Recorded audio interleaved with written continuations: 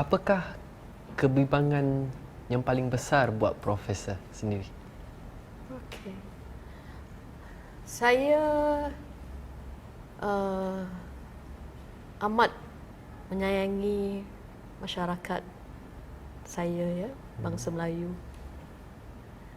dan tentu sekali agama kita, ya. Kebimbangan saya ialah kalau berlaku keadaan di mana masyarakat kita lupa tentang sejarah, lupa tentang bahasa, lupa tentang agama. Ini adalah historical, cultural, language and religious amnesia tu. Ya. Ini adalah sesuatu yang saya takut, ya. Sebab kita tahu bahawa bahasa, sejarah, agama dan budaya ini adalah ciri jati diri kita sebagai satu bangsa, sebagai satu agama.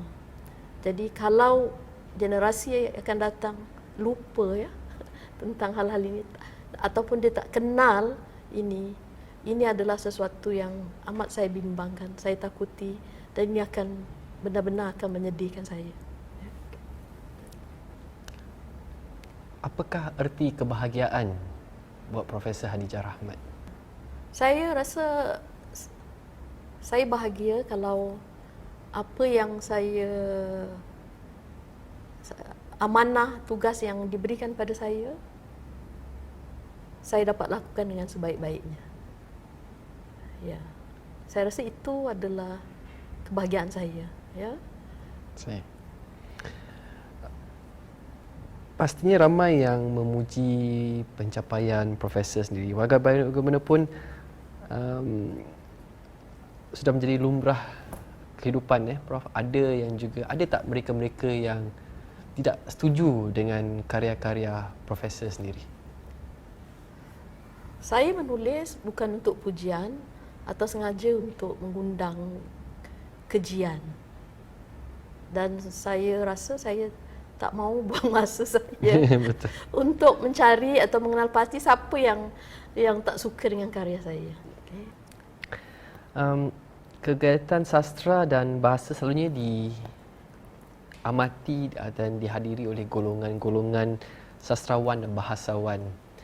Ia boleh kadang-kadang dianggap satu kelompok yang agak elitis, ya. Apa pandangan Prof? Ya.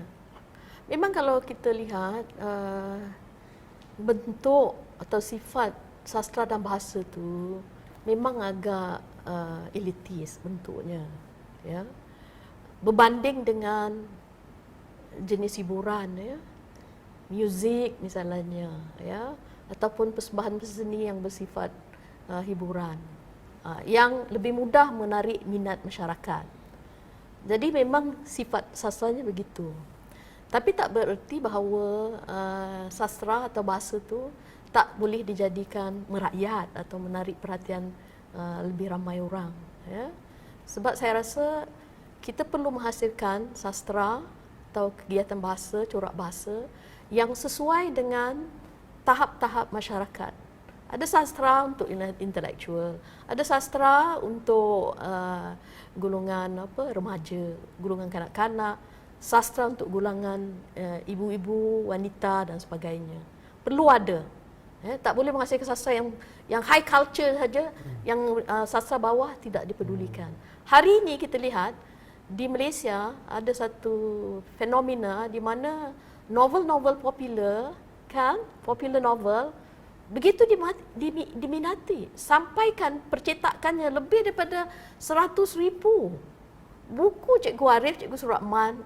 Malah isa kemari pun kita lihat diterbit mungkin berapa 3-4 ribu pun susah nak jual. Tapi novel-novel seperti katalah Adam dan Hawa ya, Betul. Dicetak sampai 10 kali, bestseller, ya.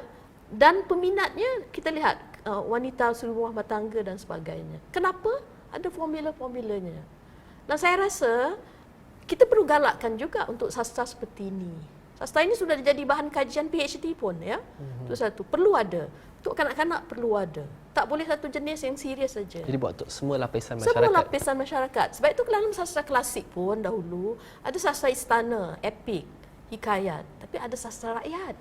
Iaitu katalah cerita Pak Pandey, cerita jenaka untuk rakyat. Pantun rakyat. Syair dia ada limit terbatas sikit.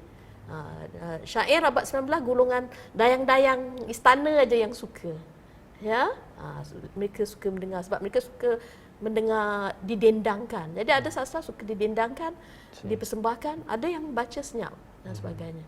Kita harus mempelbagaikan, ya. Masalahnya kita hasilkan satu yang serius dan orang-orang yang selera cita rasanya berbeza, kita tak berikan dan kita katakan mereka tak peduli. Tidak. Ini masalah kita juga sebagai intelektual, kita perlu menghasilkan karya yang berbagai. Bulan Bahasa Melayu Singapura, apakah kepentingannya buat masyarakat pada zaman ini?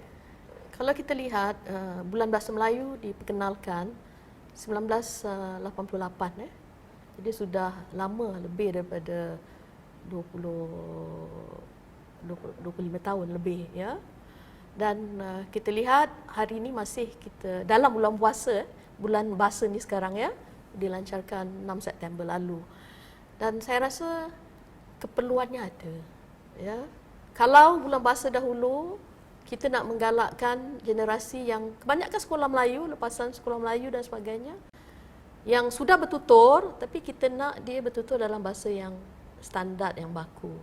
Hari ini bulan bahasa Melayu, kita mempunyai tema yang berlainan. Kita nak menarik perhatian generasi yang sudah berfikir dalam bahasa Inggeris, kekok dalam bahasa Melayu dan sebagainya. Jadi keperluannya ada. Dan saya rasa juga, saya harap bahawa bulan bahasa ini akan terus diluaskan kepada yang bukan Melayu juga. Timbalan Perdana Menteri Cik Tarman mengatakan perlu digalakkan yang bukan Melayu memahami lirik lirik lagu kebangsaan, ya. Supaya dihayati. Terutama sekarang kita dapati ramai penduduk yang berbagai negara datang, pendatang-pendatang baru dan sebagainya. Mereka juga harus didedahkan dengan pengetahuan tentang bahasa Melayu ini, saya rasa. Profesor Hadijah Rahmat, 10 tahun ataupun 20 tahun akan datang, di mana anda rasa anda akan berada? Adakah anda rasa anda akan sama juga melakukan kerja-kerja sebegini, atau anda mungkin rasa mungkin sudah masanya untuk anda rehat dan bersara? Saya tak tahu apa akan berlaku pada diri saya. Hanya Allah saja yang tahu. Perancangannya bagaimana? Untuk 10-20 tahun akan datang. Cuma kalau saya diberikan dipanjangkan umur, saya harap saya diberi kesihatan, saya diberi kecerdasan akal, kekuatan fizikal dan semangat untuk terus belajar. Saya rasa penting. Sebab apa yang mungkin saya dah dapat hari ini, 10-20 tahun akan datang dah tak bermakna lagi, ya, dengan ledakkan maklumat dan sebagainya. Jadi saya harap saya punya kekuatan untuk terus belajar dan bersemangat untuk terus berbakti, menyumbang pada masyarakat dan negara yang saya cintai. Bagaimana anda mahu masyarakat, atau bagaimana anda inginkan masyarakat kenangkan kerja-kerja anda ataupun anda sendiri sebagai Profesor Madya Hadijah Rahmat? Pada saya menulis, menyumbang, mendidik kepada berbakti pada masyarakat kerana saya suka, ya, saya lakukan dengan ikhlas. Harapan saya ialah kalau saya pergi dan tiada lagi di dunia ini, kalau saya dikenang sebagai seorang yang sudah menjalankan amanahnya dengan baik, itu sudah satu kesyukuran pada saya. Ya. Siapakah sastrawan atau ahli akademik yang anda rasa mempunyai potensi besar untuk menggantikan legasi Profesor Hadijah Rahmat? Saya memperhatikan ada beberapa orang lah ya. Tapi saya rasa saya tak perlu sebutkan namanya lah ya. Tak perlulah ya. Cuma harapan saya ialah akan ada golongan pelapis dalam bidang kesusastraan dan juga pengajian Melayu secara tetap dan berterusan. Ya. Penglahiran kemunculan golongan pelapis ini penting. Negeri kita kecil, tapi sebab itu saya katakan jumlah tak memainkan peranan penting.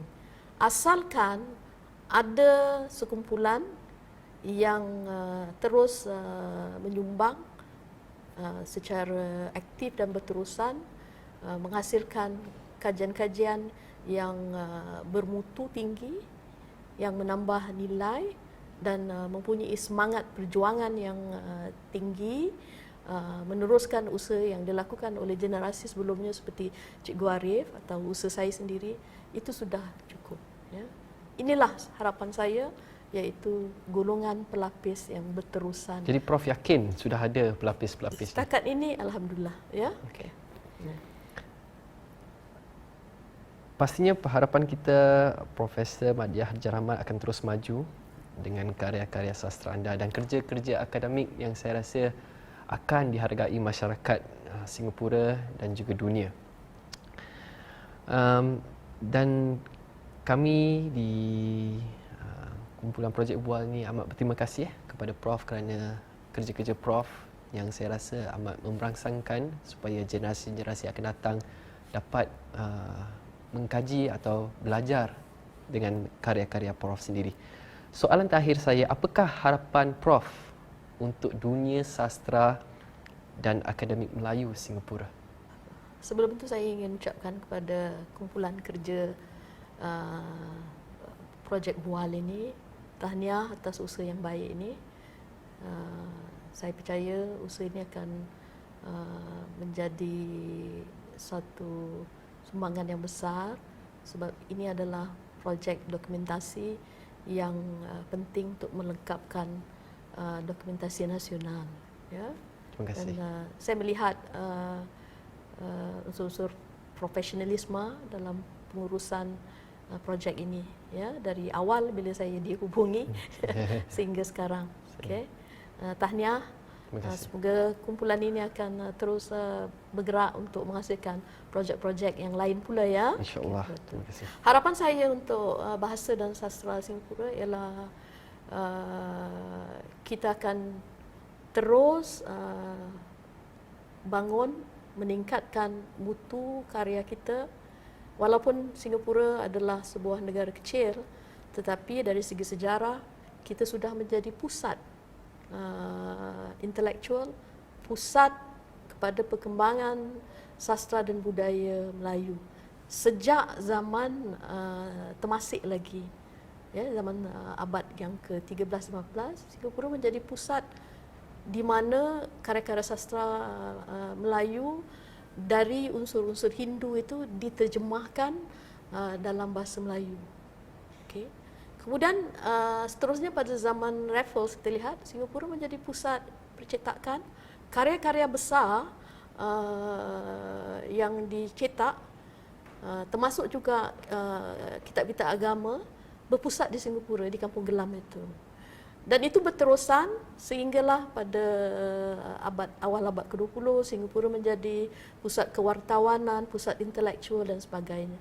Hanya selepas kita berpisah dengan Malaysia tahun 1965 baru kedudukan kita berubah, Kuala Lumpur mengambil alih. Okay. Tapi sekarang saya rasa selepas hampir 50 tahun Singapura sudah harus mempunyai keyakinan bahawa kita boleh menjadi pusat kalau kita mempunyai ilmu dan bakat dan semangat untuk menghasilkan sesuatu yang kreatif yang tidak dihasilkan oleh negara jiran. Inilah harapan Mastra yang saya sedang ketuai sebagai ketua Mastra Singapura. Kita mahu menjadikan Singapura sebagai satu pusat di mana di sini sastra lintas media itu dihasilkan. Selama ini kita memberi penghargaan kepada penulis. Penulis sudah hasil karya, penulis diberi anugerah cukup. Sekarang apa yang Mastra Singapura ingin lakukan ialah karya ini nak kita angkat kepada satu tahap lagi. Dari teks sastra, kita akan tukar dia kepada satu bentuk sastra baru, dipentas, di screen film, di canvas, di media animasi, dan bagainya. Jadi saya dan Majabahasa, kumpulan Majabahasa, kita sedang membuat rekayasa sastra, literary engineering, supaya nanti akan mengumpulkan anak-anak muda yang bagus dari berbagai kebolehan, yang sastra, yang IT dan sebagainya. Kita nak gabungkan mereka, galakkan mereka menghasilkan sesuatu yang baru, supaya nanti di Singapura akan lahir karya-karya sastra lintas budaya yang hebat, dan kita akan gerakkan rantau sekali. Supaya nanti insya-Allah 10-20 tahun akan datang, Singapura akan menjadi sekali lagi pusat sastra, tetapi di sini dengan corak dan kekuatan teknologi baru kita. Itulah harapan saya sebagai ketua Mastra ini, dan saya harap mungkin mendapat sokongan anak-anak muda yang bakat Dr. Syahril dan tim Bual ya, untuk memikirkan satu projek yang ke arah menjadikan Singapura sebagai pusat sastra Melayu. InsyaAllah.